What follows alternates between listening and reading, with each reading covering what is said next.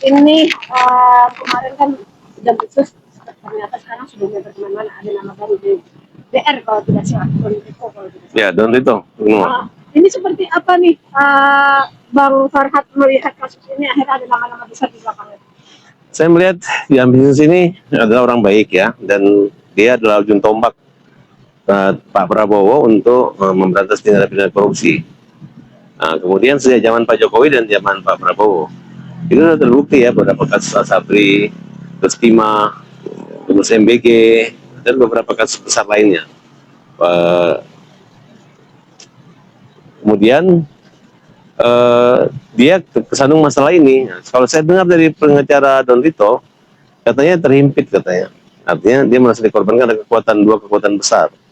Sehingga dia menyebut pemilik uang adalah pengusaha besar. Silakan sebut net. Agar disebut aja nama pengusaha besar siapa. Yang jelas berarti bukan uangnya Bang Febri kan.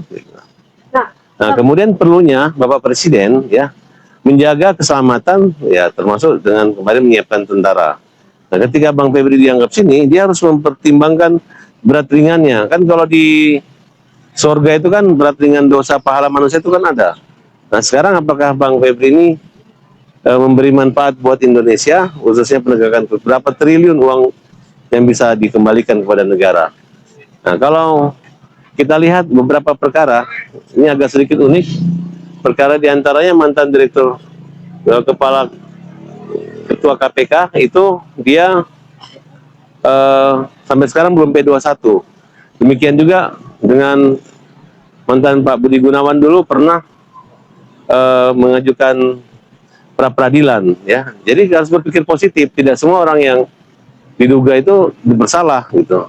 Nah, jadi jangan kita menghukum atau a priori terhadap Febri, karena Bang Febri ini ada orang yang berani. Saya banyak mendapat dukungan dari teman-teman bahwa dia juga tidak mata duitan. Apakah uang itu digunakan atau dikumpulkan adalah uang dari uang negara, uang operasional kejaksaan atau apa? Ya, kalau uang pemerasan siapa yang memeras? Nah, kami melihat bahwa kejadian ini merupakan juga cerminan bahwa pejabat itu juga jangan juga terlalu lihat-lihat juga siapa mitra partnernya gitu. Kalau misalnya mitra dan partnernya datang bekerja sama kemudian bawa uang banyak nggak jelas atau uang tunai, ya harusnya dia antisipasi itu gitu. Nah, jadi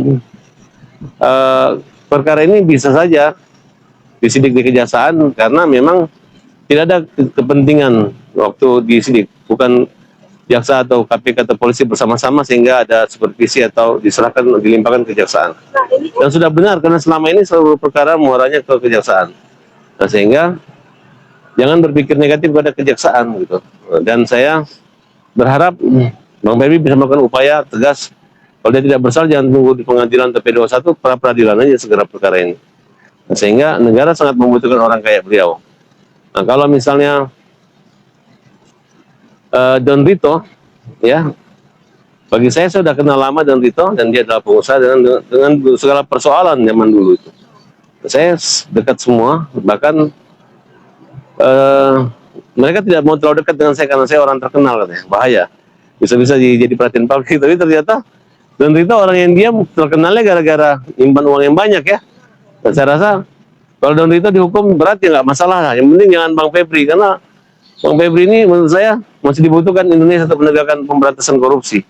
Nah, kecuali kalau dia pungli atau ya kalau memang sumber uang dia main di saham, main di batu tambang, tapi dilihat dulu ya, saya rasa nggak semudah juga beralibi. Tapi yang jelas katanya milik pengusaha besar.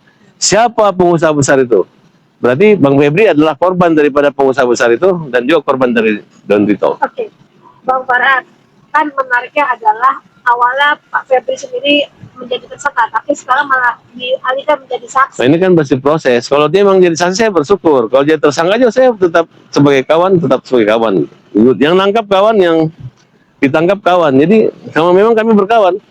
Kenapa kemarin awalnya kan diperiksa oleh pihak Polda ya, tapi ternyata sudah dialihkan semuanya ke kejaksaan? Ya, karena Polda memang cerdas. Artinya dia nggak mau suatu saat berbenturan dengan sesama rekan, sehingga ya udahlah jaksa juga selama ini menyidik kasus korupsi. Kalau memang itu dipandang korupsi silakan diproses. Ya kan, jadi nggak capek nggak repot-repot kan. Artinya ini dianggap polisi setelah memungkir sebuah prestasi.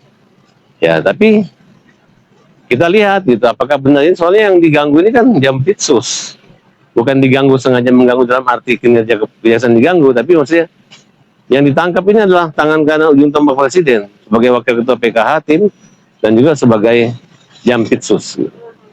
Nah, Bang, kemarin juga kan sempat katanya mau ada KPK juga yang ikut serta ya dalam. Nggak ada pengaruh, di KPK itu ada jaksa, ada polisi, nggak ada masalah. Yang penting alur. Oke. Kan kita jangan lihat dia sebagai jaksa lagi, dia sebagai terperiksa dan dia bisa melakukan upaya-upaya dengan pengacara-pengacara yang ditunjuk nanti. Katanya Bang Hotman, Kopil Hotman menjadi kuasa hukum Febri ini gimana? Ya kalau mungkin ya kalau dulu dia carinya jangan yang terkenal, sekarang dicari yang terkenal. Carilah pengacara yang lebih terkenal dari Farhad Abbas. Ya saya selalu mengambil hikmahnya, walaupun teman nggak menggunakan jasa lawyer saya tetap membela juga gitu. Walaupun tidak ada kuasa saya membela. Siapa saya teman saya pasti saya bela. Makanya orang nggak akan rugi berteman dengan saya.